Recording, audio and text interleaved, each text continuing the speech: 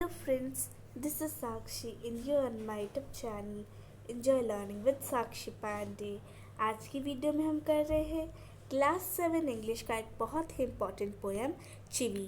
So let's start with about the poet. So the poet's name is Michael रॉजन।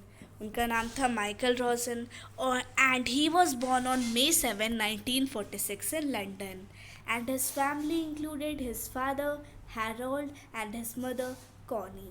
His occupation, he was a children's novelist and poet। यानी ज़्यादातर जो भी वो लिखते थे novels या फिर जो पोएम्स लिखते थे वो बच्चों से रिलेटेड लिखते थे।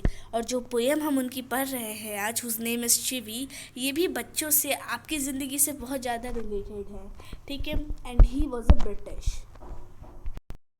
सो पोएम शुरुआत करने वाले हैं तो पोएम के नाम का मतलब पता होना चाहिए, चिवी का मतलब पता होना चाहिए। So chivvy means giving pressure to someone to do the work in an annoying way. यानी जब हम किसी को बार बार कहते हैं कि ऐसे करो, बार बार किसी को आर्गू करते हैं, किसी को अर्ज करते हैं कि इस काम को इस तरह से करो, इस काम को अब करो, उस काम को बाद में करो, तो उसको हम कहते हैं चिवी। और ग्रोन अप से जो बड़े होते हैं वो भी बच्चे को हमेशा बोलते हैं खाने के वक्त बातें मत करो, ऐसा मत करो। वो सारी चीज़ें जो है वो इस पोएम में बताई गई है। तो let's start the poem. Grown up से थिंग्स लाइक, यानी ग्रोन अप्स ये सब कहते हैं speak up, don't talk with mouth full, यानी माउथ जब भरा है आपका तब मत बोलिए, किसी को घूरिए मत, किसी को पॉइंट मत कीजिए, अपना नोज़ पिक मत कीजिए। ये सारी चीज़ें वो सब सिखाते हैं।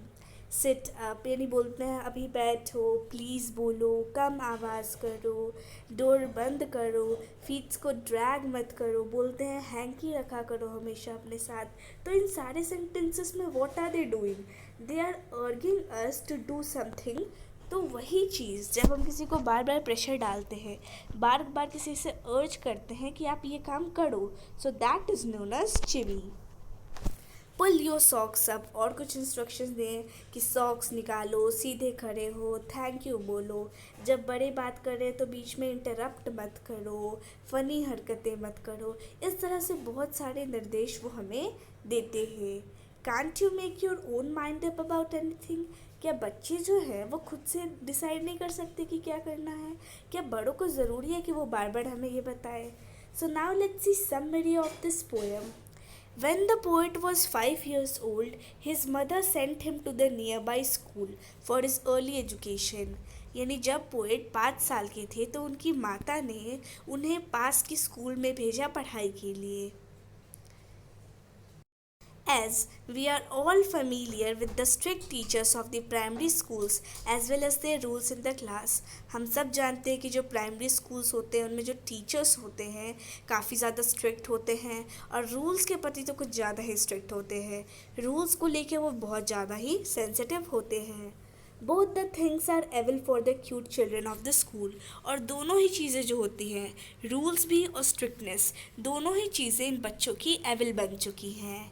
But what can they do for to save themselves from school, पर बच्चे करे तो करे क्या? अपने आप को स्कूल से बचाने के लिए बच्चे कर भी तो नहीं कर सकते कुछ, उन्हें हमेशा सफ़र करना पड़ता रहता है। तो यही चीज़ पोएट ने बताई है। Same thing was happen to the poet, यानी जैसे बाकी बच्चों के साथ होता है उन्हें सफ़र करना पड़ता है, ठीक उसी तरह से पोएट के साथ भी ऐसा ही हुआ और उन्हें भी सफ़र करना पड़ा। Teachers annoyed him by many ways, teachers यानी बहुत तरह से उन्हें परेशान करते थे। अनॉय का मतलब होता है परेशान करना। So read the poem taking yourself in place of the poet.